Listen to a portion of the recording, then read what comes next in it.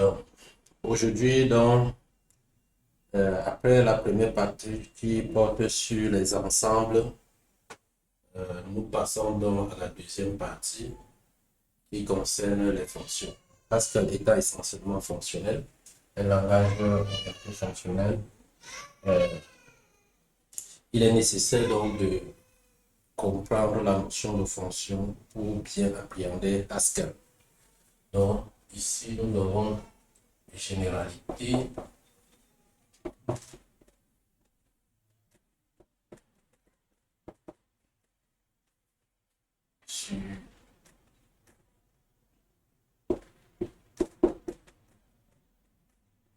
sur la fonction.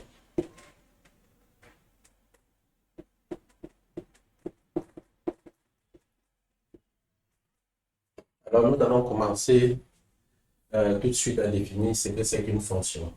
Dans la définition d'une fonction,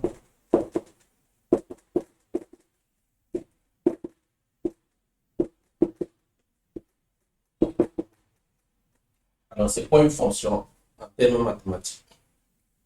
Alors, pour définir une fonction en mathématiques, on se fixe deux ensembles. Un ensemble A et un ensemble B. L'ensemble A, évidemment, et l'ensemble B n'étant pas vide, on définit donc une relation R qui lie les éléments de A aux éléments de B. Alors, lorsqu'un élément X appartenant à, lorsque nous prenons un X dans A et un Y dans B,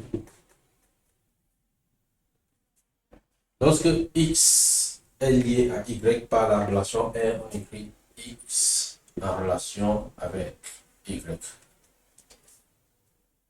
Alors, lorsqu'on définit une relation d'un ensemble A vers un ensemble B, on dit que cette relation est une fonction lorsque tout élément de A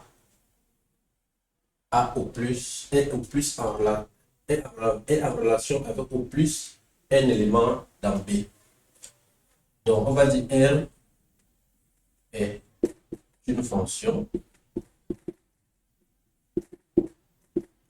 si et seulement si pour tout X que nous prenons dans A, pour tout Y que nous prenons dans B, et pour tout Z que nous prenons dans B, si X est en relation avec Y et X est en relation avec Z, alors X est égal à Y est égal à Z. Ceci veut dire tout simplement que X ne peut être en relation qu'avec plus un élément de B. En termes aussi terre à terre ou bien courant, on dit généralement que les mêmes causes produisent les mêmes effets. Dans ce cas, lorsque X est en relation avec Y, se note tout simplement Y égale à R de X. Lorsqu'on dit que R est une relation qui vérifie cette propriété, généralement on note R par la lettre F. Alors en ce moment on écrit tout simplement Y égale à F de X.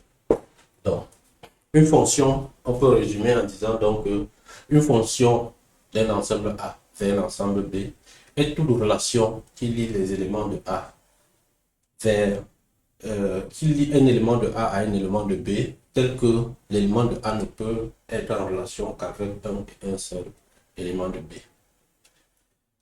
Donc voilà un peu rapidement la définition d'une fonction. Pour mieux appréhender la notion, on va donner un exemple. Je vais commencer par donner un contre-exemple pour que ce soit plus clair. Je vais prendre l'ensemble Z des nombres entiers relatifs. j'ai Z qui sont les nombres allant. Je vais mettre ici 0, moins 1, moins 2, 1, 2, 3, ainsi de suite. Et ainsi de suite là jusqu'à moins l'infini. Moins l'infini. Plus l'infini de ce. Plus l'infini, pardon. Merci. Et alors, nous prenons cet ensemble comme ensemble de départ. Donc notre A, c'est Z. Notre B, c'est encore Z. Je définis une fonction qui va donc de Z vers Z. Et je définis la relation qui lie un élément de Z à un autre élément de Z. Je dis ici là, si j'ai X, un élément dans Z, je peux le relier à Y, un élément de Z, tel que X est relié à Y, je dis que quoi? X est en relation avec Y, c'est seulement si X est le carré de Y.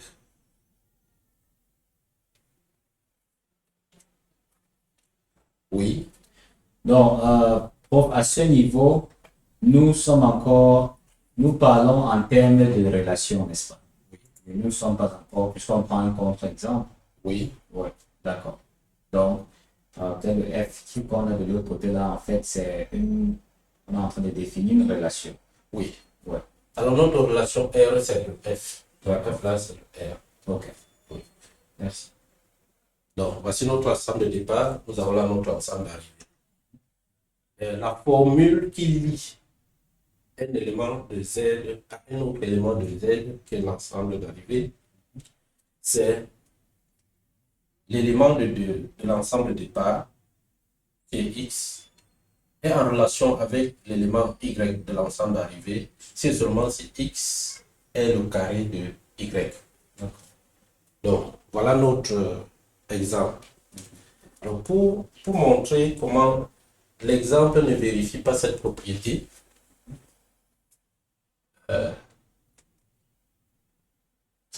ici, alors nous allons prendre juste un exemple, parce que ici, c'est pour tous les X de Z et pour tout Y de Z dans ce cas.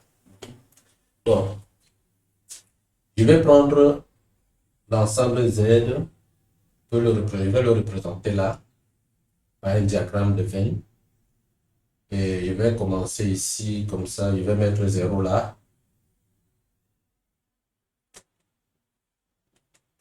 Je vais mettre moins 1 ici. Je vais mettre là moins 2, moins 3, moins 4. Je vais mettre là 1, 2, 3, 4. De l'autre côté, je vais faire la même représentation. Je vais mettre plutôt ici là. Je vais mettre 0, moins 1, moins 2, moins 3, moins 4. 1, 2, 3, 4.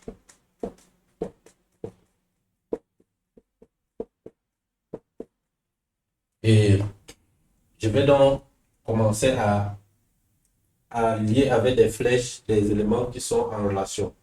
Donc j'ai ici bien l'ensemble Z et j'ai là l'ensemble Z. Ici, le premier, c'est l'ensemble des pailles, l'autre, c'est l'ensemble d'arrivée. Donc, un élément X qui est ici est en relation avec un élément Y dans Z, ensemble d'arrivée, sont en relation, ou bien Y est égal à F de X, si seulement si X est le carré de Y. Alors, 0 est le carré de 0, donc 0 est bien 0. Alors, 1 est le carré de 1. 1 aussi le carré de moins 1. 1 est lié à moins 1. De même, 4 est le carré de 2. 4 étant le carré de 2, 4 est lié à 2. 4 est également le carré de moins 2. 4 éléments. Alors, est-ce que je peux écrire que f de 4 est égal à 2? Oui. Mais également, je pense que tel que tu l'as expliqué ici, on a aussi f de 4 qui est égal à moins 2. On a aussi f de 4 égal à moins 2. Donc ici, nous avons en même temps f de 4. 4 est dans la relation avec 2. Nous avons 4 en relation avec 2. Notre relation, c'est f. Nous avons ici également 4 est en relation avec moins 2. Notre règle nous dit que si quelque chose, quelconque que nous prenons est en relation avec deux éléments distincts, avec deux éléments, alors ces éléments doivent être égaux. 4 ici en relation avec 2, 4 en relation avec moins 2, alors notre relation définie comme ceci n'est pas une fonction. Puisqu'on s'attendrait à ce que, en fait, le 2 Oui. soit égal au moins 2. À moins 2. Ce qui évidemment n'est pas le cas. Effectivement. 2 est différent de moins 2. Donc, du coup, on va dire ici que notre relation f, ainsi définie, n'est pas une fonction. D'accord. Donc, on peut prendre un deuxième exemple maintenant, qui est une fonction, qui est la fonction que nous connaissons tous depuis l'école primaire, partie entière.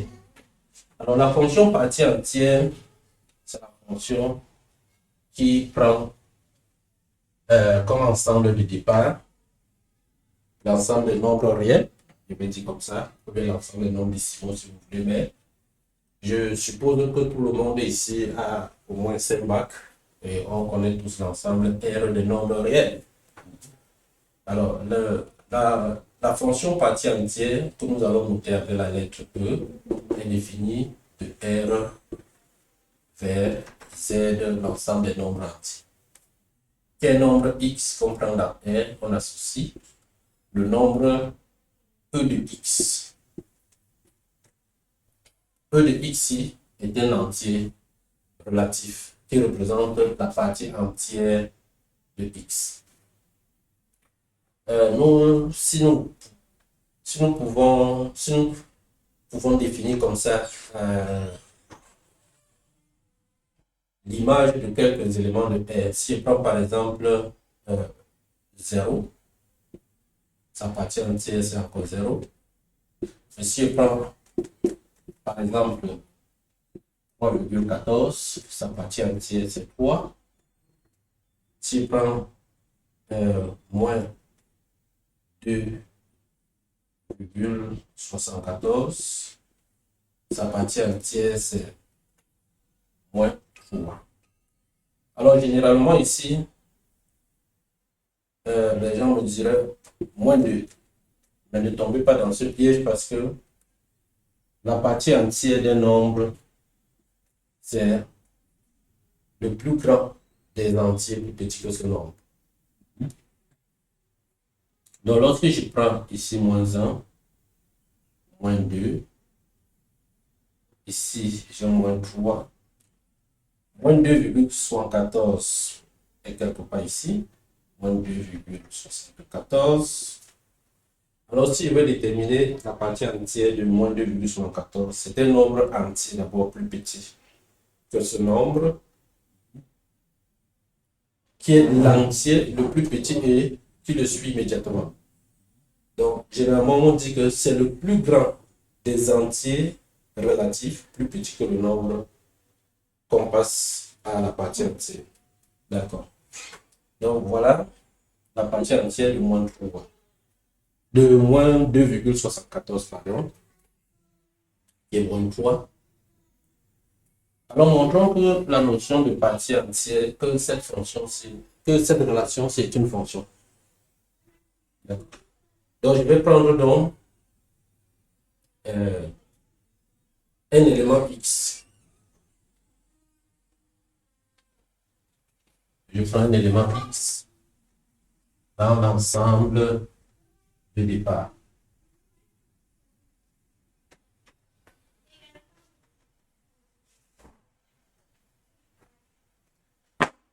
Donc, je prends X appartenant à R. Je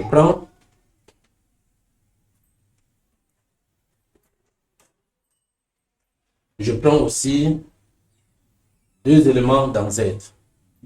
Donc, je vais appeler ces deux éléments soit A et B appartenant à Z. Je dis que f de X égale à A et notre fonction f de X égale à A et E de X égale à B.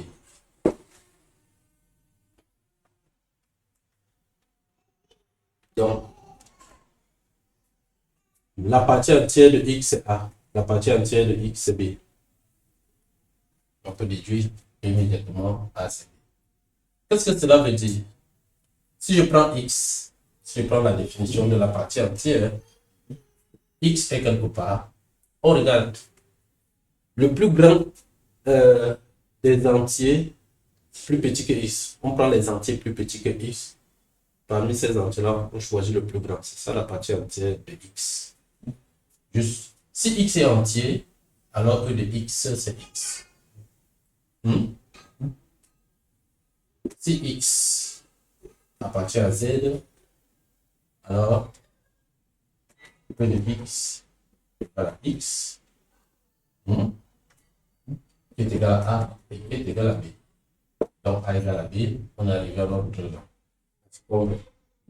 Dans le cas contraire, si X n'appartient pas, n'est pas un entier, donc X a une partie décimale, alors on a la partie entière est quelque part là, et A. Mais la partie entière de X, on dit que c'est encore B.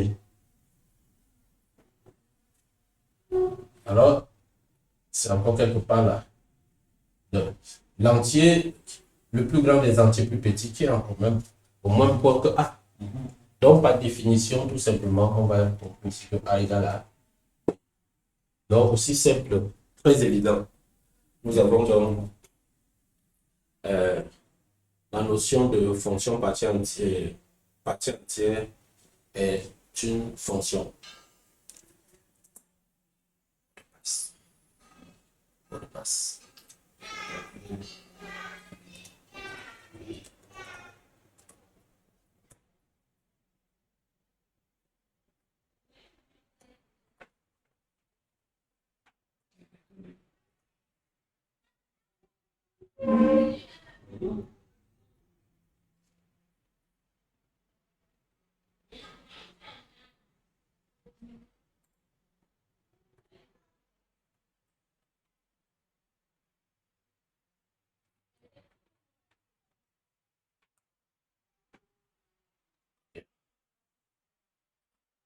Donc, après donc, cette définition, nous allons donc passer à cette définition et quelques exemples.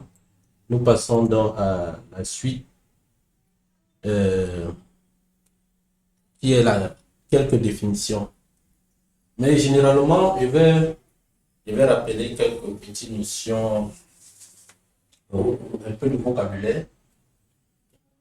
Lorsque j'ai une fonction, une relation qui est une fonction, définie d'un ensemble A vers un ensemble B, généralement on note F, E, A, V, B. Et généralement la formule qui lie, ou bien la façon de définir la relation qui lie un élément de A à un élément de B s'écrit comme ceci, qui est X, on associe. Ici, donc, nous définissons la formule. Voilà un peu la notation. Et généralement, on écrit Y. Puis on associe Y. Ceci, on écrit Y égale à F de X. Alors, lorsqu'on écrit Y égale à F de X, Y est appelé image de X par la fonction F. Et X est appelé antécédent. Y égale image de F par l'image de X par F. Et X est appelé antécédent. de Y par F. Donc, voilà un peu des petites notions, un peu de vocabulaire qu'on utilise euh, de- pour parler des notions d'antécédent et d'image. Donc, on va passer donc rapidement comme ça à la notion euh,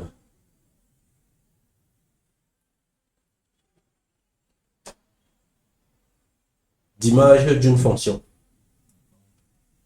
La notion d'image d'une fonction. C'est quoi la notion d'image d'une fonction?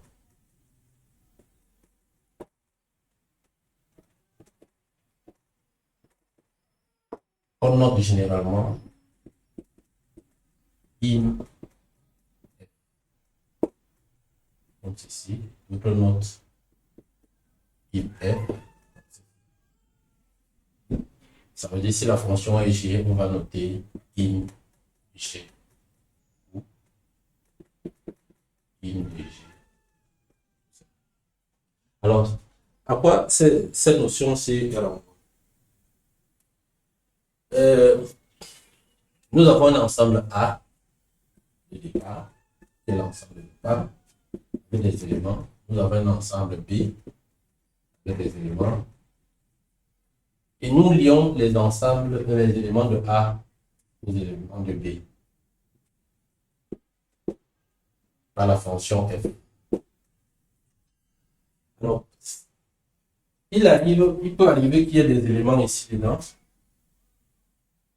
qui ne sont images d'aucun élément dans A.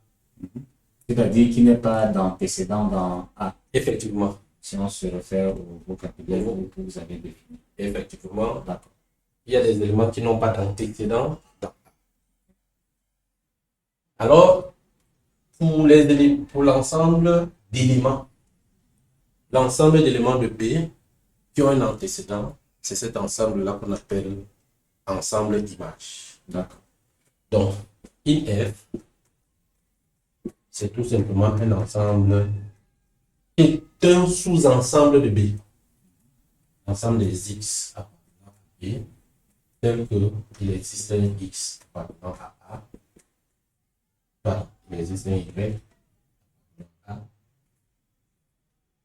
à X est égal à F de Y. En prof, c'est embrouille, hein, puisque moi je suis habitué avec le X qui est plutôt, qui parle de l'ensemble des départs, mais là tu as embrouillé mon processeur. Oui, c'est vrai qu'avec les phases, on a l'habitude d'écrire comme avec les X dans l'ensemble de départ et les Y dans l'ensemble d'arrivée, mais on peut toujours modifier pour que ça ne trouble pas votre fax. Effectivement. Donc, je vais juste faire ceci. Je vais dire que c'est l'ensemble des Y appartenant à B, tel qu'il existe un X appartenant à A, Y égale à F de X. Donc, nous obtenons ceci. Donc, c'est un sous-ensemble de B dans tous les cas. Les éléments appartiennent à B.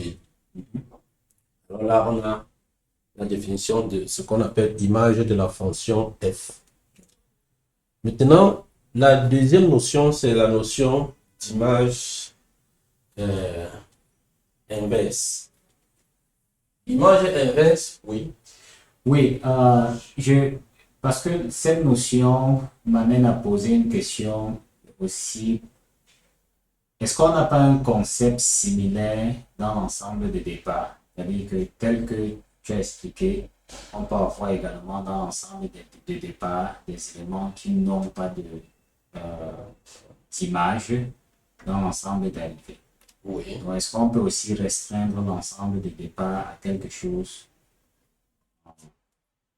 qui est parallèle à cette notion d'image? Très bonne question. Et c'est un point sur lequel je devais arriver, mais je vais anticiper parce que ça ne gêne pas. La première notion n'empêche pas qu'on introduise ces notions avant. C'est la notion d'ensemble de définition ou bien domaine de définition.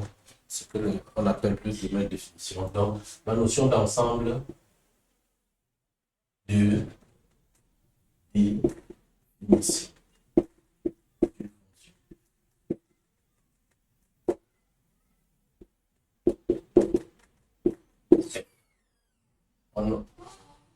Ou domaine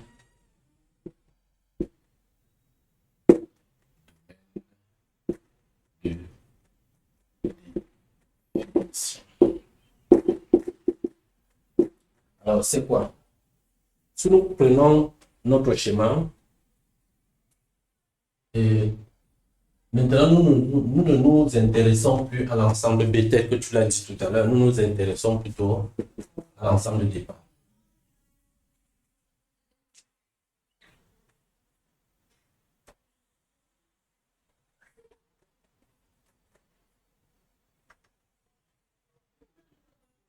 Et que nous avons ici des éléments. Nous avons des éléments qui n'ont pas d'image. Alors, ces éléments qui n'ont pas d'image, est-ce que, si je vous renvoie la question, est-ce que c'est normal qu'un élément n'ait pas d'image? Oui, je pense pas la notion de définition.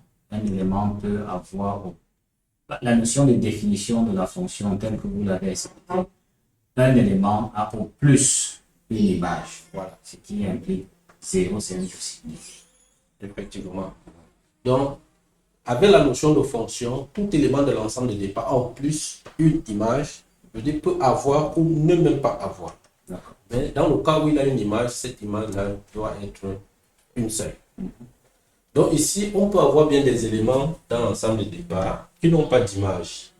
Alors l'ensemble des éléments de l'ensemble de départ qui ont une image par F est appelé ensemble de définition. Qui est un peu, je peux dire qu'on soit le diable de la notion de image d'une fonction. Donc, on définit l'ensemble de définitions, on note l'ensemble de définitions d'une fonction comme ceci. C'est un autre pardon de f. On note par f. On note par d indice f. Donc, je vais prendre la dernière notation. D indice f veut dire l'ensemble des définitions de la fonction f. C'est l'ensemble des éléments x appartenant à l'ensemble de départ tel que f de x.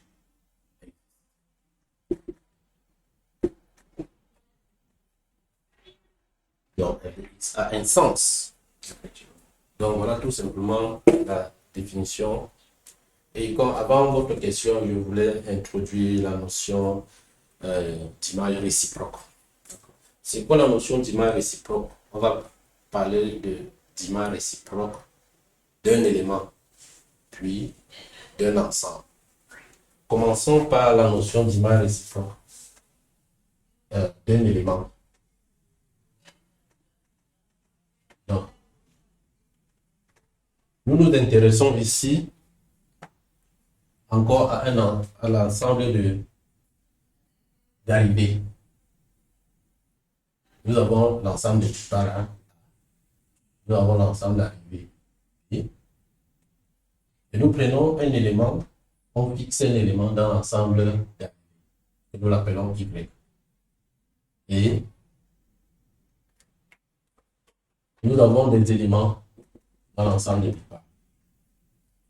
Ce que nous voulons voir, c'est quoi? Il n'y a rien qui nous a empêché, qui nous empêche que deux éléments quelconques ici, que Y soit l'image de deux éléments quelconques. Donc, que deux éléments quelconques distincts aient la même image. Rien ne nous empêche. On peut même avoir trois, on peut avoir assez autant. Je peux donner un exemple de fonction comme ceci. La fonction, par exemple, x au carré, qui va de R vers R. Et à x, on associe x au carré. Alors, quand nous prenons moins 1, le carré de moins 1, c'est R. Le carré de moins 2, 1, c'est aussi 1. Donc, les deux ont pour image 1 par cette fonction. Donc, rien ne nous empêche, dans la définition de fonction, que deux éléments de l'ensemble de départ aient la même image. Donc, la question qu'on va se poser, c'est que lorsque nous prenons un élément Y dans l'ensemble d'arrivée, on veut déterminer l'ensemble des éléments de A, ensemble de départ, qui ont pour image Y. Donc, on le note généralement par F moins 1 de Y. Je dis tout simplement image inverse de Y. Donc, c'est un ensemble, c'est l'ensemble des X appartenant à A, tel que F de X est égal à Y. C'est ça qu'on appelle image réciproque de Y. Comme je disais tout à l'heure, on va parler d'image réciproque d'un élément, puis l'image réciproque d'un ensemble. Si nous prenons plutôt un sous-ensemble, ici, P, qui est contenu dans B, P bien contenu dans B, on peut définir ce qu'on entend par image réciproque de B. On note F moins 1 de P, qui est égal à l'ensemble des X appartenant à A, tel que F de X appartient plutôt à P. Donc, voilà par définition la notion d'image réciproque. Donc, pour juste une parenthèse, tout à l'heure, tu as montré l'exemple de la fonction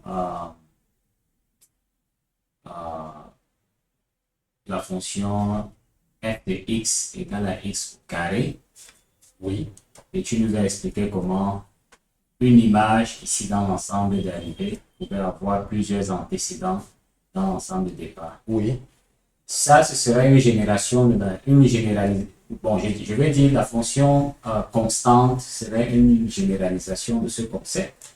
Effectivement, c'est un très bon exemple. Si on prend la fonction constante, tel que vous l'avez dit, et constante, c'est même quelle constante? Prenons la fonction f, définie de R, qui a x, on associe tout simplement 2. Alors, si on veut calculer f moins 1 de 2, c'est tout simplement l'ensemble R tout entier. Si on veut calculer f moins 1, maintenant d'un ensemble, je prends l'intervalle, par exemple, 4, disons, plus l'infini, comme ceci, égal ensemble. F de quoi peut être dans l'intervalle 0,4? F de n'importe quoi, c'est qui n'appartient pas à cet intervalle. Ça veut dire qu'on a là.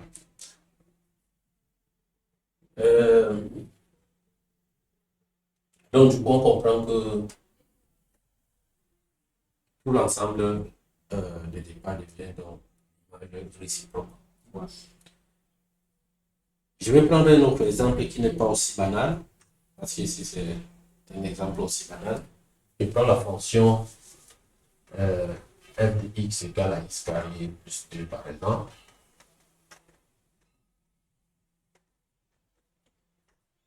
F de x égale à x carré plus 2, qui est une fonction définie de R et L. Alors, si je veux récapituler toutes les notions que nous avons vues ici, comment je peux calculer f de 0? Trouver l'image par exemple de 0. Pour trouver l'image de 0, c'est 2. Parce que voici comment la fonction en réalité est définie. C'est la fonction f est définie de R et R. Qui a x, on associe x carré plus 2. C'est-à-dire pour trouver y, c'est ça qu'on appelle généralement le y qui est l'image de x. Alors pour trouver y, l'image de x, on prend le x qu'on élève au carré, puis on additionne 2. Donc, on a f de 0. L'image de 0, c'est 2. Quelle est l'image de 1 par exemple? L'image de 1, c'est... Maintenant, la notion d'image réciproque. Si je prends f moins 1 de 6, ici maintenant, c'est un ensemble. C'est l'ensemble des éléments, c'est l'ensemble des x appartenant à R, tel que f de x égale à 6. Donc, c'est l'ensemble de solutions de cette équation. Donc, f de x égale à 6 équivaut à dire que x carré plus 2 égale à 6. Équivaut à dire que x égale à 2 ou x égale à moins 2. Donc, du coup, on a f moins 1 de 6 égale au singleton moins 2. Pardon, à la paire. Qui est un ensemble. Oui, qui est un ensemble.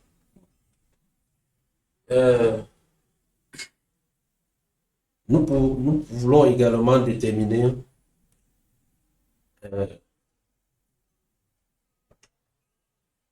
f-1 d'un ensemble, qui est l'ensemble intervalle allant de 11 à 22.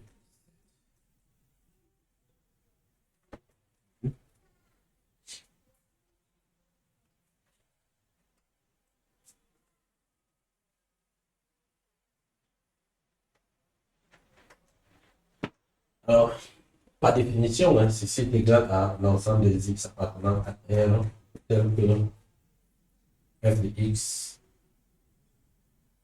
c'est ça, f de x, à l'intervalle 11, 22, 7.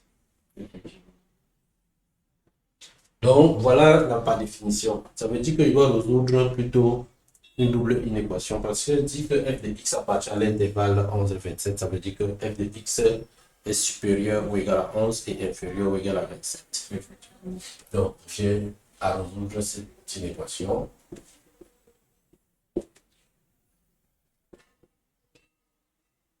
F de x inférieur ou égal, supérieur ou égal à 11 et inférieur ou égal à 27. Et tu vois ici que 11 est inférieur ou égal à x carré. Et inférieur ou égal à 27. Ce qui me dit que x carré est encadré entre 9 et 25. Donc, si x carré est encadré entre 9 et 25, qu'est-ce que cela signifie? Cela signifie que X est compris entre moins 5 et moins 3. oui. Et le même X est compris entre 3 et 5. Alors, comment faites-vous trouver ça? Ah.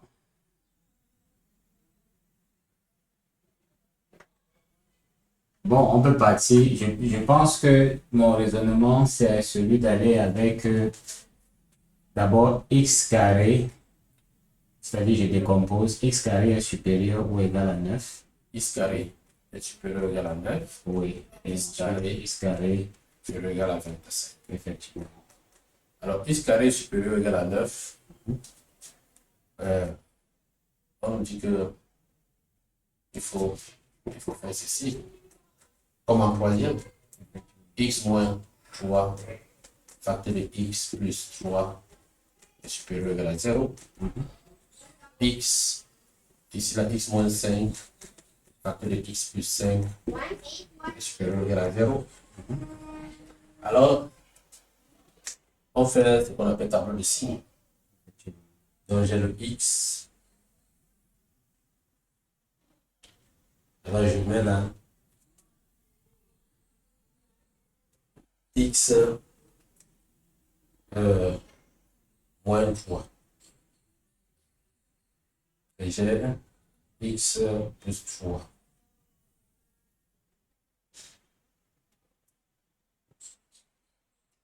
Ici, j'ai x moins 5 égale à x plus 5. Et j'aurai ici là mon ensemble de solutions que je vais choisir. Si j'ai moins l'infini, là plus l'infini, je vais mettre dans les zéros, j'ai moins 3, donc moins 5 d'abord, moins 3, 3, 5.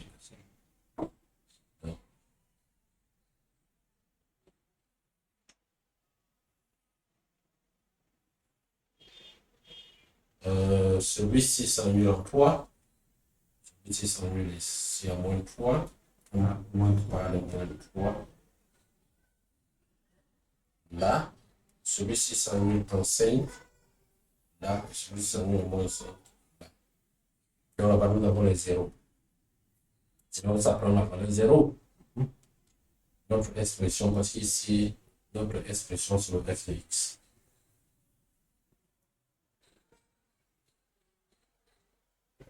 Non, pas le f de x. Je peux l'appeler plutôt notre inéquation. Notre inéquation. Alors ici, nous donnons le signe de cette expression. Donc, nous savons que cette expression est supérieure à 0 lorsque x est de ce côté. Effectivement. Et inférieur à 0 dans le cas contraire. Par contre, cette expression est supérieure à 0 lorsque x est de ce côté et négatif dans le cas contraire. Celui-ci, négatif là, là, là, là. Celui-là est positif. Et négatif ici, positif là, là, là et là.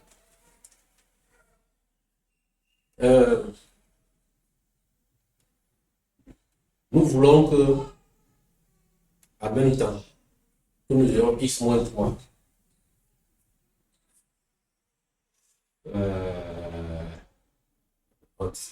On devrait séparer le tableau là en deux. Bon, je pense que avec le tableau comme ça, on peut toujours, puisqu'on veut que le produit là soit positif. X moins 3 multiplié par x plus 3. Oui. Donc, l'endroit, la zone où il est positif, c'est seulement, donc on peut exclure l'intervalle moins 3, 3. Oui. Comme c'est produit, on peut donc dire qu'en plus que c'est positif ici. Effectivement. Ici, c'est encore positif. Mhm. Ici, c'est négatif. Mhm. Là, c'est positif. Mhm. Et là, c'est positif. Donc, on voudrait que cette expression soit positive. Il est positif là, là, là et là, et négatif là-bas. Par contre, celui-ci, il est positif ici, positif, négatif ici, positif ici, positif là, et négatif là. Je ne me trompe pas. Oui, c'est bon, c'est bon. C'est bon.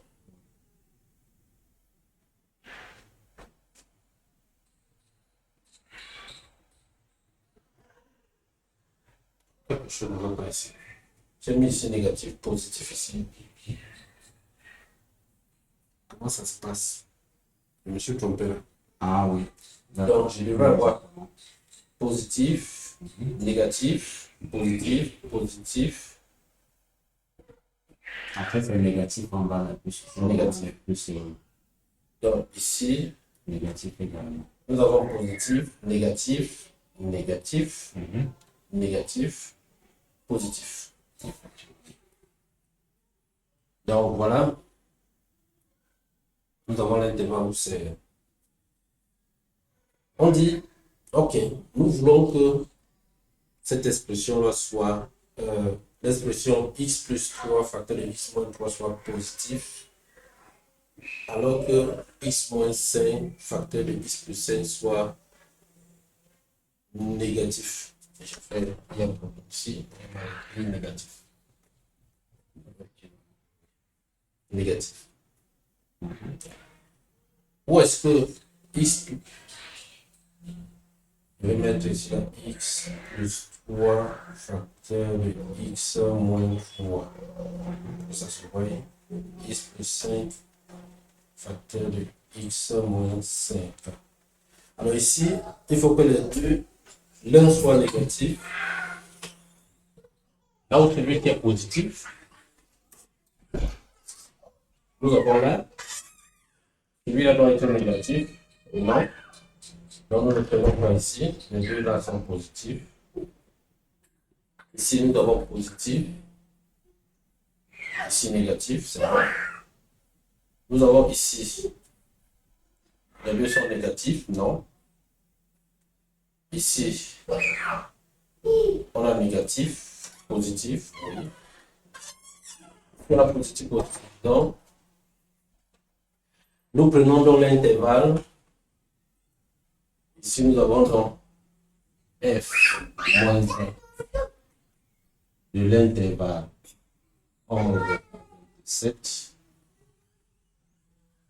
est égal à l'intervalle. Alors, cette expression doit être positive et cette expression négative. Ici, donc, nous avons positif, ici, négatif, parce qu'ici, nous avons positif, positif. Là, c'est positif, négatif. Donc, nous prenons cet intervalle qui est l'intervalle de moins 5 à moins 3. Union, un deuxième intervalle. Nous cherchons là où celui-ci est positif, c'est là. Et l'autre est négatif, c'est bon. Donc, nous avons l'intervalle allant de 3. Elle vous avait dit tout à l'heure. Donc, voilà un peu comment on peut détailler tout ce résultat. Et nous avons là f-1 de l'intervalle 21 à 27. 11 à 27. Pardon, 11 à 27.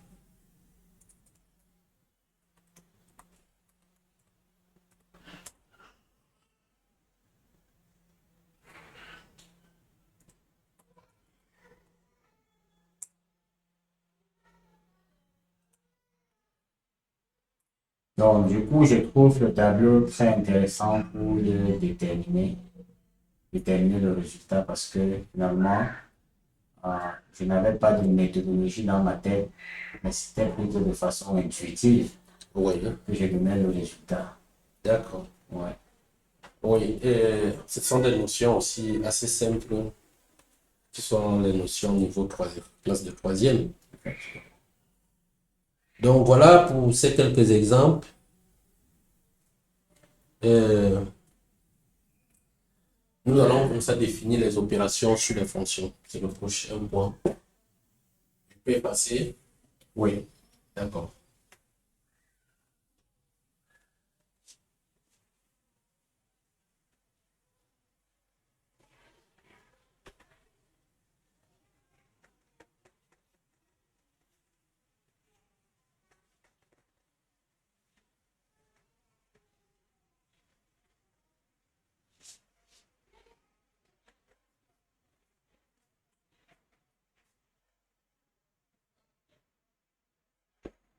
Opération.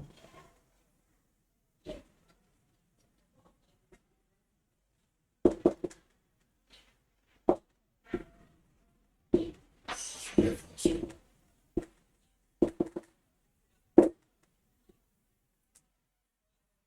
Alors, chaque fois que nous parlons de fonction f, on a un ensemble de départ et un ensemble d'arrivée. Alors, pour parler d'opérations sur les fonctions, on suppose que des opérations sont définies sur l'ensemble d'arrivée. C'est-à-dire qu'on peut définir l'opération plus, l'opération moins, ou bien l'opération de soustraction, l'opération de multiplication et l'opération de division sur l'ensemble B, l'ensemble d'arrivée. Maintenant, si on se dit ceci, si on se donne deux fonctions f,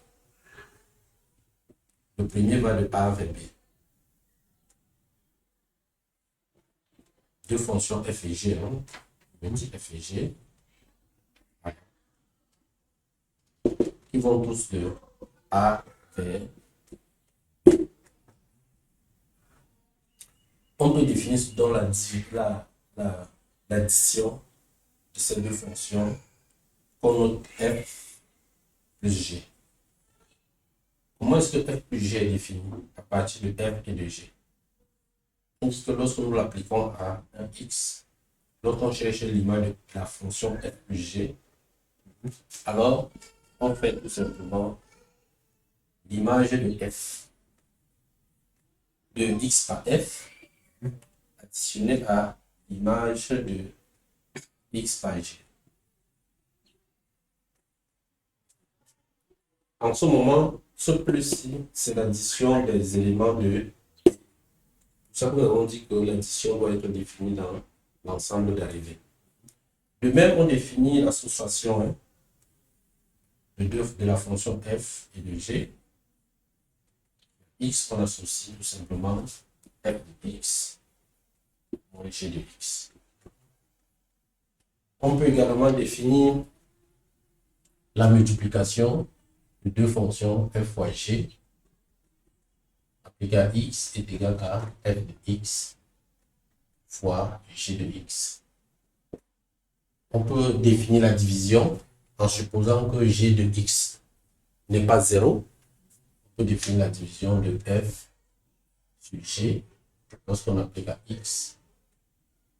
On a f de x sur g de x.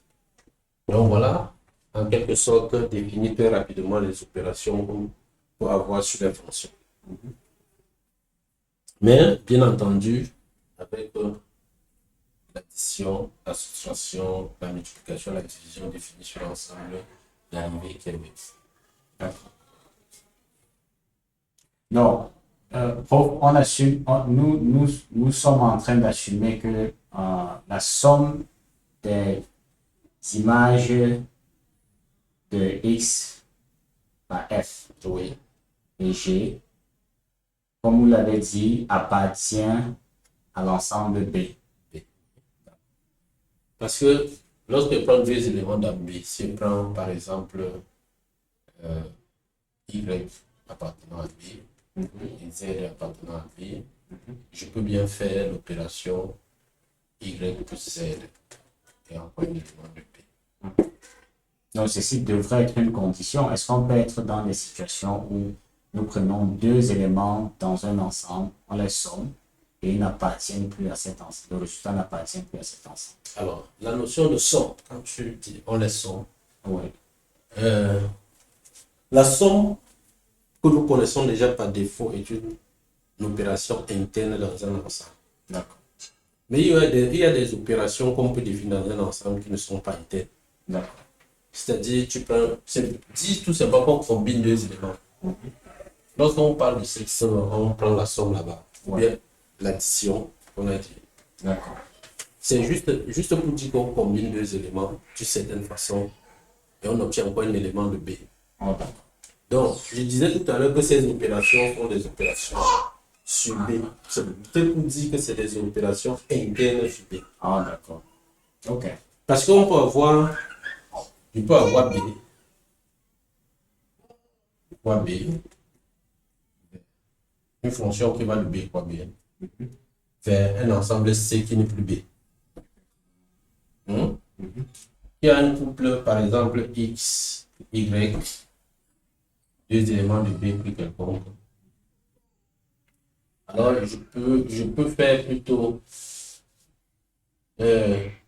Division. non. Ici, je peux dire, si je dis que sur B, on a défini par exemple une relation d'ordre, je mets plutôt ici 1 ou 0. Je dis que c'est égal à 1. C'est égal à 1 si x est inférieur ou égal à y. Et 0 sinon. Alors ici, là, C est un ensemble où il n'y a que deux éléments qui sont 0 et 1 dans C. D'accord. Sur lequel on va atterrir. Les éléments 0 et 1 ne sont pas forcément dans B. Donc, c'est que dans B, on a défini une relation d'ordre. Pour mieux comprendre ça, je peux même encore prendre un exemple plus simple. Hein.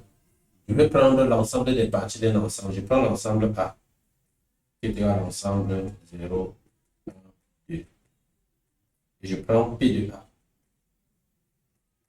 Tel que nous avons vu dans les ensembles. Alors, pour P de A, nous avons que c'est l'ensemble vide. On a les singletons 1, 2, 3, non. On a fini avec les singletons 0, 1, 2. Non, on a donc 0 qu'on n'a pas mis. Puis nous prenons les éléments, les sous-ensembles à 2 éléments. Nous avons 0, 1. Nous avons 0, 2. Nous avons 1, 2. Nous avons les sous-ensembles à 3 éléments. 1, 2. Puis les sous-ensembles à 3 éléments. 0, 1, 2. Lui-même, quoi. Oui, et l'ensemble lui-même.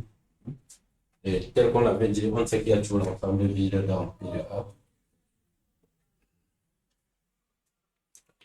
Alors, je peux prendre mon ensemble d'arrivée. J'ai l'ensemble 0, 1. Donc, j'ai P de A, j'ai ma fonction f qui est définie de P de A vers le couple 0, bien la paire 0, 1. Non, je prends P de A pour pas P de A. J'ai F qui va de P de A fois P de A et 0, 1. Donc, lorsque je veux prendre un élément ici, c'est deux ensembles. A, B, le couple A, B, aussi. 0, si B est contenu dans A et dans C. Alors, je peux calculer bien F de 0 de F de l'ensemble vide, comme ça, avec je vais prendre comment le singleton 1. Alors, qu'est-ce que F me donne? Nous voyons bien que 0 n'appartient pas. Non, on a la 0 si B est inclus dans A. Bon, il est évident que 1 qui représente l'ensemble B ici n'est pas inclus dans l'ensemble vide. Oui. Donc, je pense que la réponse est C'est 1. D'accord. Et au lieu de faire l'ensemble 0, je pourrais faire ici R ou Z. Je fais Z. Donc, je prends F de du couple 1, 2 avec 0, 1, 2. Ça me donne encore 1. C'est 1. Oui, évidemment. Voilà. Donc, je peux bien faire F de l'ensemble vide 1, diviser bien ou bien additionner avec F de 1, 2, 1, 0, 1, 2, 0, 1. Et on m'appelle le fesses. Et la réponse donc, la réponse de ceci donne 2. Donc, je fais la somme des choses. C'est le F de 2. Effectivement. Ici, dedans, on n'a pas l'addition. Alors qu'ici, il y a la notion d'addition qui a été définie. C'est pour ça qu'on a dit que dans l'ensemble d'arrivée, on a besoin que les opérations comme l'addition, la soustraction, la multiplication et la division sont définies. En ce moment, on peut parler d'opération d'addition, de soustraction, de multiplication, de division sur les fonctions. D'accord. Donc, prof, pour étendre un peu ici, la notion de définition d'une opération dans un ensemble, est-ce que ça implique son internalité? Je m'explique. Puisque dans l'ensemble Z, je sais que si j'additionne deux éléments, du coup, le résultat que j'obtiens se retrouve encore dans l'ensemble Z. Oui. Mais par contre, si nous avons un ensemble qui est, disons, un intervalle délimité, Oui. je prends deux éléments dedans que j'additionne, il y a la possibilité que je me retrouve hors de l'intervalle. Bien sûr. Oui, donc est-ce que la notion d'addition, par définition, c'est-à-dire si nous disons que l'opération d'addition est définie dans un ensemble quelconque A, Oui. est-ce que ça veut dire que cette opération est aussi interne? En d'autres termes, en additionnant les éléments de l'ensemble A, on retrouve encore un résultat qui appartient à l'ensemble A. Oui, c'est vrai que j'ai omis de dire sont des opérations internes à B.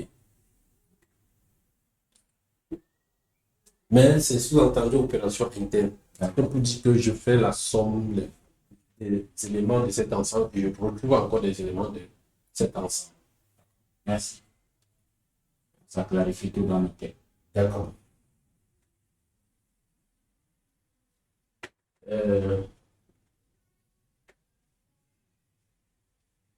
Après, dans cette notion, nous passons donc à la notion de composition de fonctions.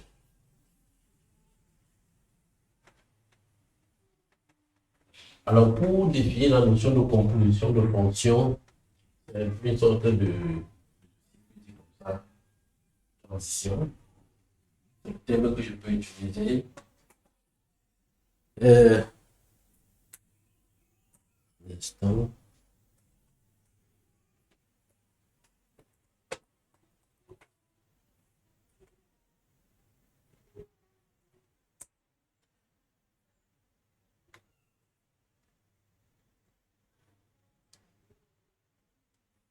Donc, je vais comme ça prendre la notion de composition de fonctions.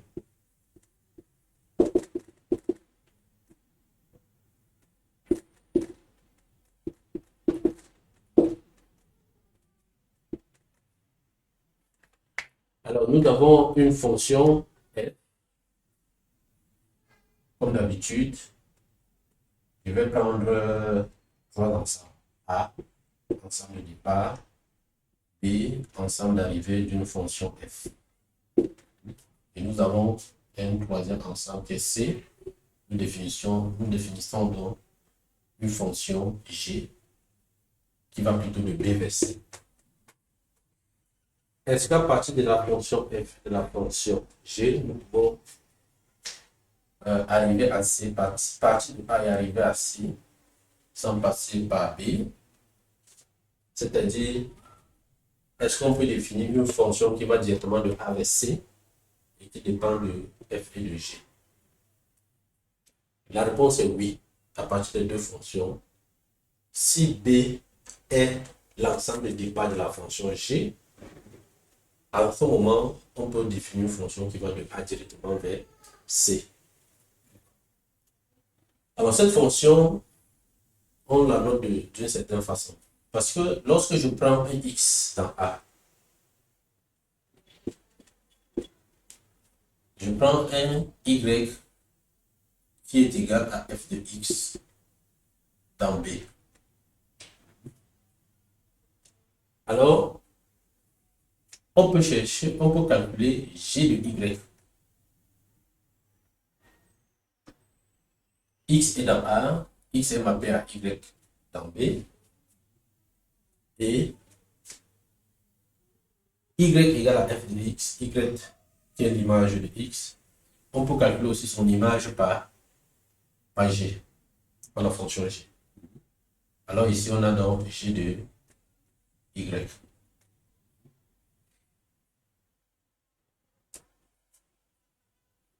Alors ici, je vais l'appeler z. Donc z, c'est g de y. Si je remplace donc y par sa valeur, y en réalité c'est l'image de x. Y égale à, j'aurai donc g de f de x. Donc je peux lier un élément z de c à un élément x de a en utilisant cette formule. C'est cette formule qu'on appelle tout simplement la composée de g de f. Et on note ceci là, g rond f de x. Donc voilà comment on note. On dit que g rond f de x, c'est directement l'égalité là.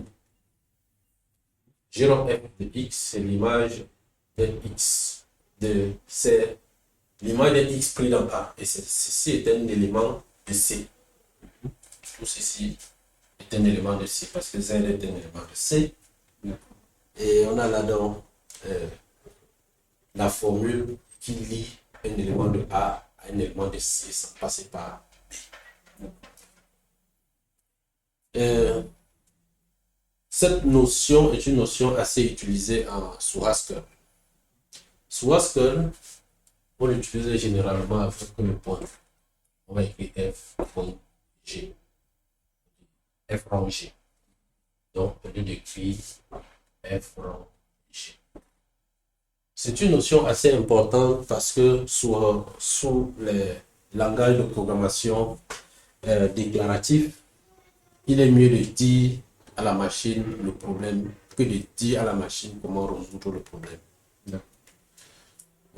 Lorsque j'ai sous Haskell une fonction qui résulte de la fonction f et de g, au lieu d'écrire f de g de x comme ceci, il est mieux de dire à Haskell que ta fonction résulte de f et de g plutôt comme ceci. Parce qu'avec cette définition, Haskell va faire le calcul de g de x, puis faire le calcul de f de la réponse trouvée. Alors que lorsque vous lui donnez ceci, il va calculer le f rond g de x immédiatement avant la formule. Une fois qu'il veut calculer ce résultat-ci, il passe immédiatement au calcul sans faire double calcul. Donc, il ne fait pas un calcul intermédiaire, il fait un calcul immédiat. Donc, ceci peut se démontrer par un exemple. Je peux prendre f de x égale à 2x, g de x égale à 3x. Alors, j'ai défini f rond g. F rond g de x égale à f de g de x qui est égal à f de g de x c'est 3x et f de x c'est 2 fois x, ça fait 2 fois 3x et 6. Donc, Haskell, lui, quand tu lui dis que nous avons f, tu lui donnes la définition de f, nous avons g, tu lui donnes la définition de g, et que ma fonction h égale à f rond g, lui, en mémoire, il a déjà pris ce résultat final. D'accord. Il utilise celui-ci. Il va utiliser celui-là. D'accord. Si vous lui dites, au lieu de dire à Haskell de calculer f rond g de x, donc c'est celui qui applique cette formule pour calculer. Donc si vous lui passez par exemple, je ne sais pas, le paramètre 5, il va donner 30. Il va calculer du 30, 6 fois 5 est 30. Il obtient le résultat. Par contre, si vous utilisez cette formule, alors Haskell va calculer d'abord g de 5. G de 5, il va trouver 5 fois 3, 15. Il fait ce premier calcul, puis il passe au deuxième calcul qui est f de 15, qui est égal à 2 fois 15, 30. Il trouve le même résultat, mais il fait deux opérations. Nous avons pris ici des opérations assez simples pour illustrer le fait que Haskell préfère cette écriture que cette écriture. Avec des fonctions qui ont beaucoup de manipulation, ça devient très lourd. Et ici, on dit que, on a dit à Haskell ce qu'il faut faire au lieu de dire à Haskell, ce qu'on a comme problème. Oui. Oui. Donc, ça me rappelle, si je vais essayer par analogie, peut-être les voitures que nous conduisons, Oui, c'est-à-dire les voitures à levier, avec le levier de vitesse automatique ou bien et ceux manuel. Donc, quand vous parlez de cette approche sur Haskell qui consiste à dire ce qu'on veut, au lieu de dire comment faire ce qu'on veut peut-être. Oui, Alors, ça me fait penser justement à la voiture manuelle où nous nous donnons spécifiquement les instructions quand nous voulons monter la colline. oui. Passe en deuxième, passe en première et consomme. Pourtant, avec la voiture automatique, j'ai même mon intention et je monte la colline. Est-ce que c'est la même analogie? C'est exactement la même analogie. Avec la voiture à levier de vitesse manuel, Oui, c'est comme si nous disons à la voiture, voici ce que tu vas faire. Nous lui imposons ce qu'il va faire. oui, Si nous ne passons pas à la deuxième, pourtant, il faut passer de la première pour la deuxième. Il faut continuer à appuyer sur l'accélérateur. Votre voiture va ronfler, ne va pas fonctionner normalement. d'accord. Alors que si c'était un véhicule à levier de vitesse automatique, dans ce cas-là, une fois que vous appuyez plus sur l'accélérateur, lui passe automatiquement en deuxième sans vous demander. Alors en ce moment, la voiture qui fonctionne avec le levier de vitesse automatique, lui est implémenté avec les notions comme F rangé.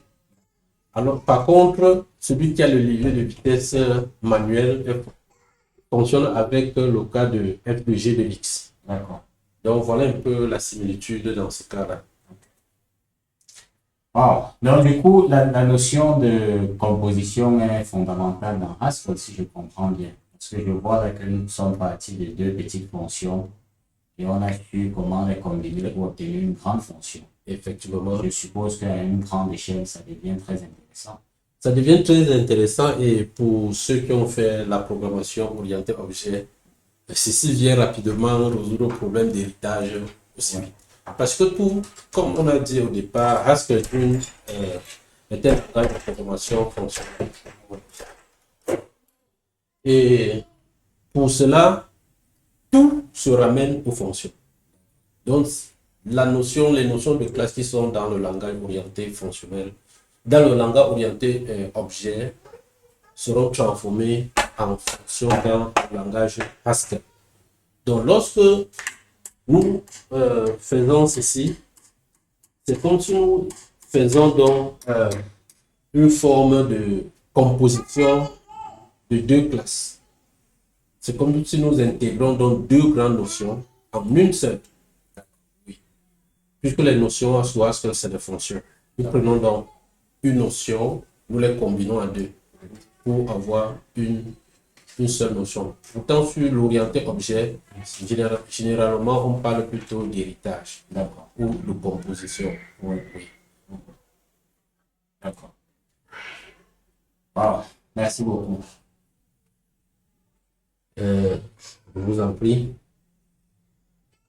Donc, on va passer à certaines notions qui sont utilisées un peu de façon cachée pour Haskell, la notion de restriction d'une fonction, un ensemble, et du prolongement d'une fonction à un ensemble.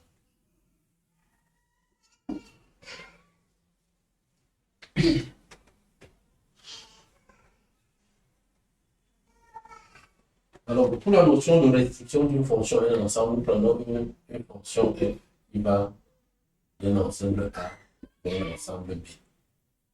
Et nous avons donc C qui est contenu dans A.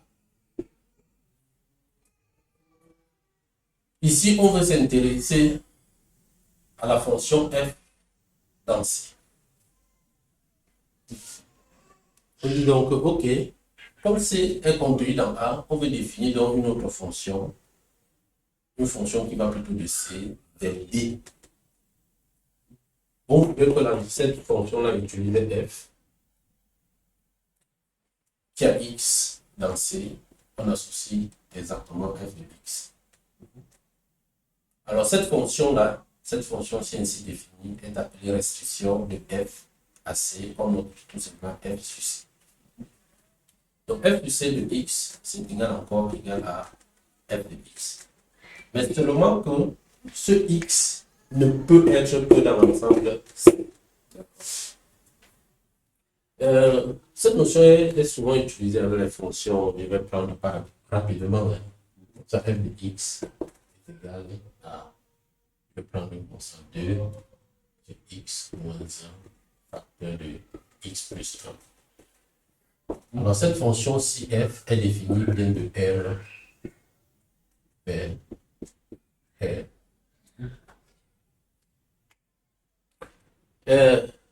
Nous avons comme ensemble de définition de f, df est égal à R moins le simpleton moins 1.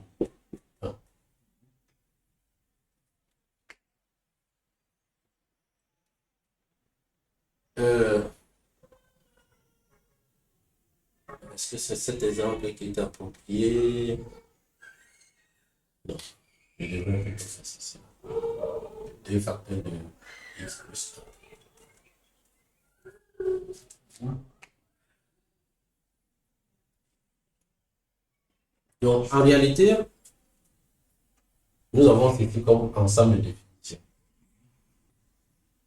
Mais, si on prend R moins le simpleton moins 1.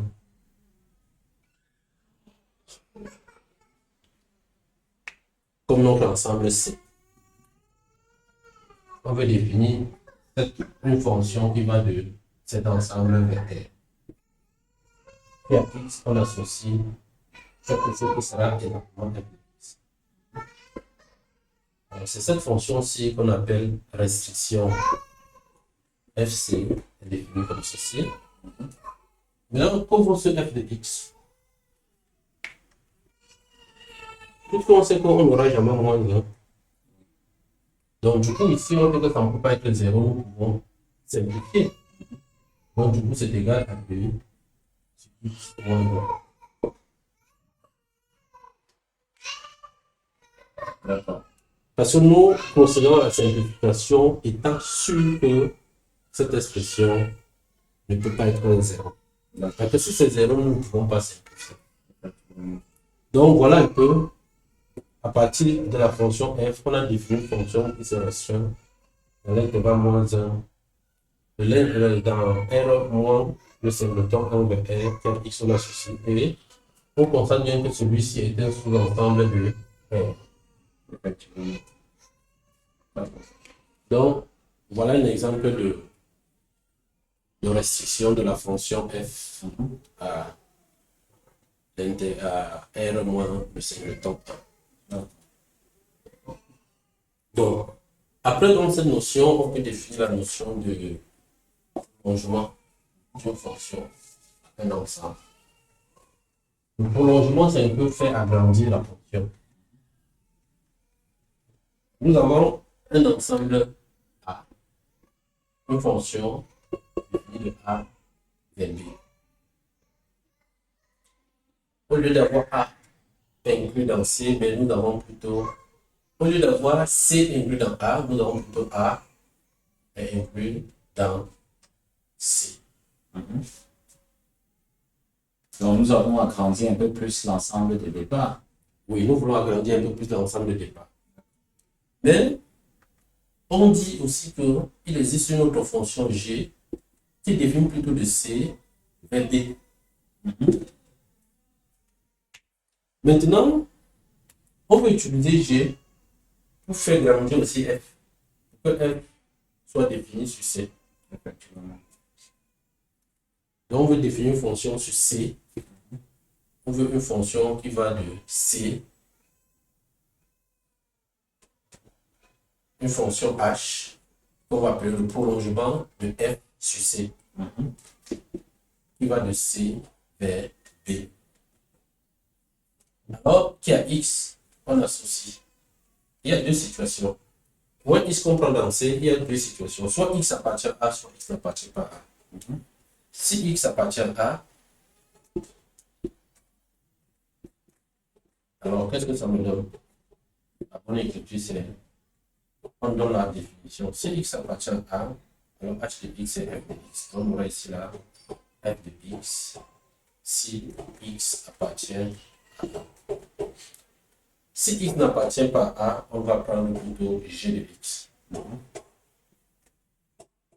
Si x n'appartient pas à. Donc, c'est cette définition, c'est qu'on appelle juste, ça c'est un prolongement. Ce prolongement utilise la fonction g. D'accord. Donc, h est un prolongement de la fonction f sur c. C étant bien un sur-ensemble de A. Donc voilà la notion de prolongement d'une fonction sur un ensemble donné.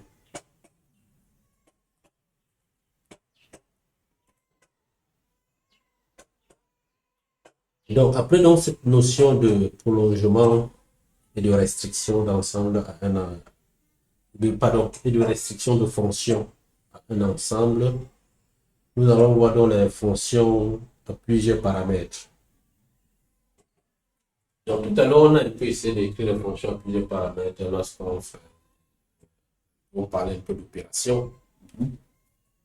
Mais maintenant, nous allons le voir clairement. Dans la notion d'ensemble, nous avons vu le produit cartésien. Donc nous avons donc les fonctions plusieurs paramètres.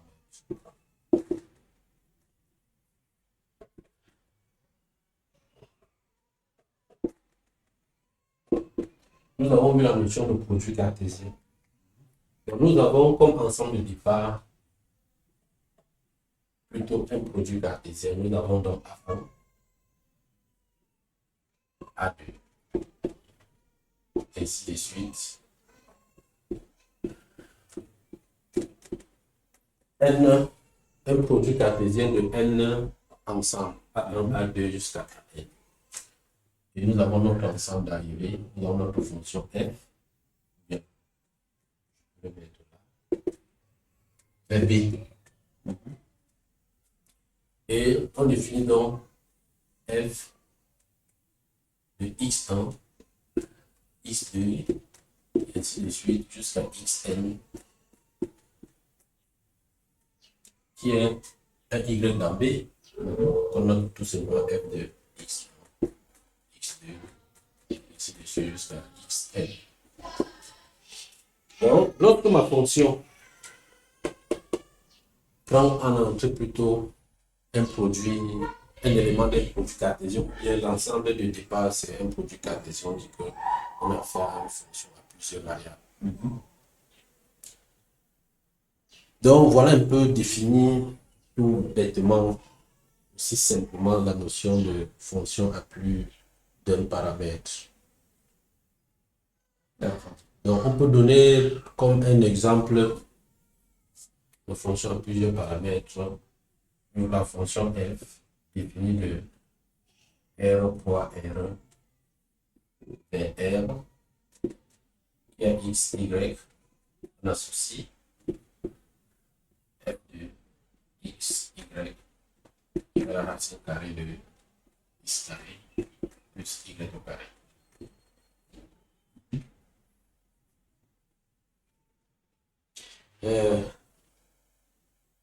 Ça, c'est une fonction. Ici, nous avons l'ensemble de départ qui est un produit cartésien de deux éléments. Et là, nous avons l'ensemble d'arrivée qui est un élément, un ensemble simple qui n'est pas un produit cartésien. Donc, rien ne vous empêche de faire cela. On est libre. Et cette notion de fonction a plusieurs variables. Et je veux dire, l'une des notions les plus utilisées, non pas seulement dans le langage Haskell, mais dans plusieurs autres langages. Et c'est celle qui interprète la réalité. Parce qu'en réalité, quand nous voulons faire nos traitements, il n'y a pas qu'une seule entrée. On peut avoir assez d'entrées. Et généralement, on a plusieurs entrées.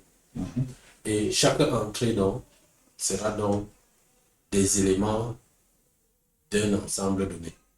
D'accord. Peuvent être les éléments du même ensemble, ça ne gêne pas, mais seront des éléments de plus d'un ensemble. Et voilà, cette notion sera beaucoup utilisée. Et sur Haskell,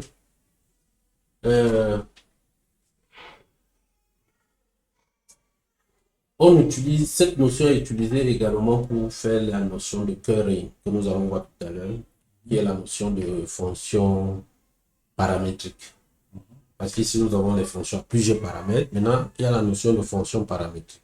Oui. Oui. Je vais passer par un exemple pour introduire cette notion. Nous avons généralement en note, comme ceci, si vous avez eu à faire la classe de terminal, fm de la fonction qui va de R vers R. Il y a x, on associe, disons 2x moins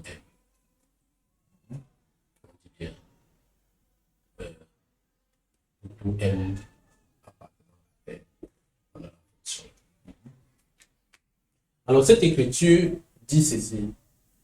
Lorsque je me donne un m, lorsque je fixe un m dans R,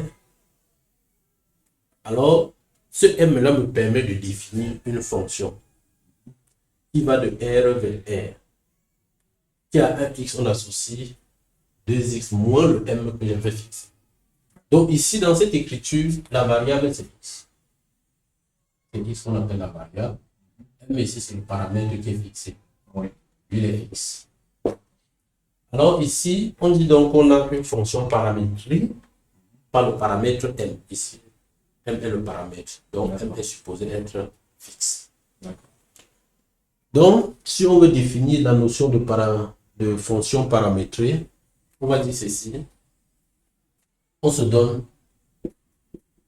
m appartenant à un ensemble grand M. Donc, et on se donne f, une fonction. On se donne donc A et B, deux ensembles.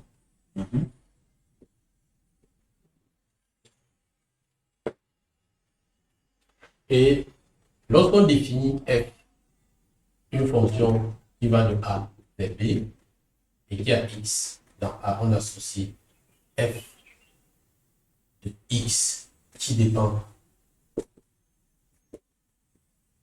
qui s'exprime. C'est mieux d'écrire, oui, le terme qui s'exprime en fonction de m. Alors on dit qu'on a défini une fonction paramétrée et paramétrée par le paramètre m.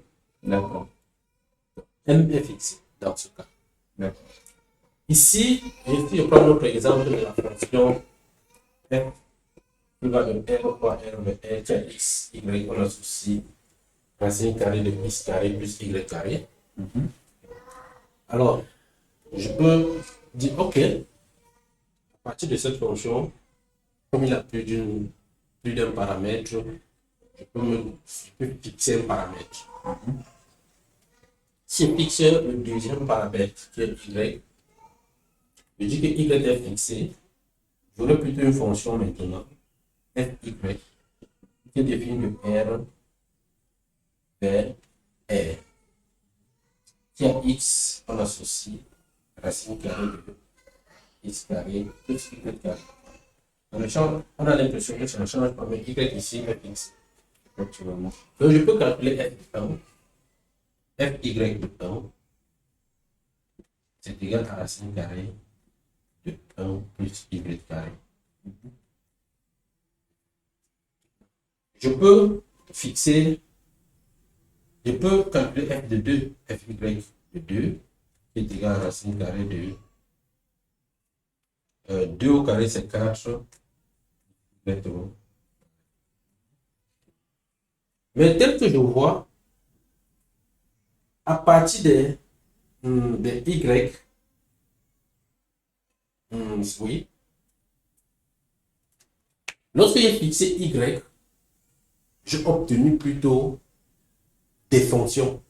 Une sorte de famille de fonctions. Voilà, c'est une famille de fonctions. Oui, Donc, c'est comme si je partais de R vers un ensemble de fonctions. effectivement. Ensemble.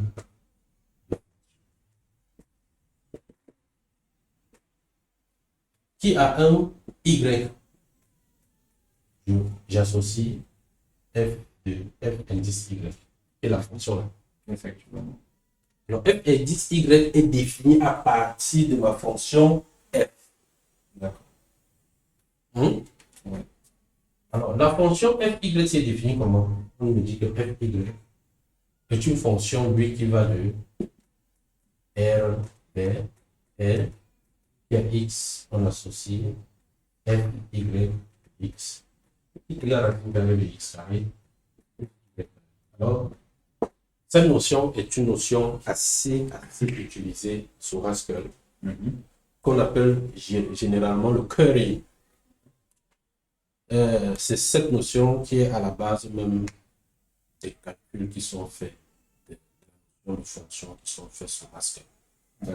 Donc, à la base, dans le compilateur de Haskell, toute expression, ou bien, oui, toute expression qui s'exprime en fonction de plusieurs variables, lors du calcul, Haskell le ramène comme une fonction à une variable, mais qui donne en sortie pas les valeurs, mais des fonctions. D'accord. Jusqu'à la dernière valeur qu'on obtient, la valeur finale qui n'est plus une fonction en sortie, mais juste une fonction et qui donne en sortie une valeur. D'accord. Donc, voilà un peu la notion de fonction paramétrée, oui, de fonction paramétrée. Et comme je disais tout à l'heure, c'est une notion assez utilisée sur Haskell. Cette notion est aussi utilisée dans ce qu'on appelle les higher order functions sur Haskell. Et voilà. Et nous bouclons ici comme ça avec ces dernières notions,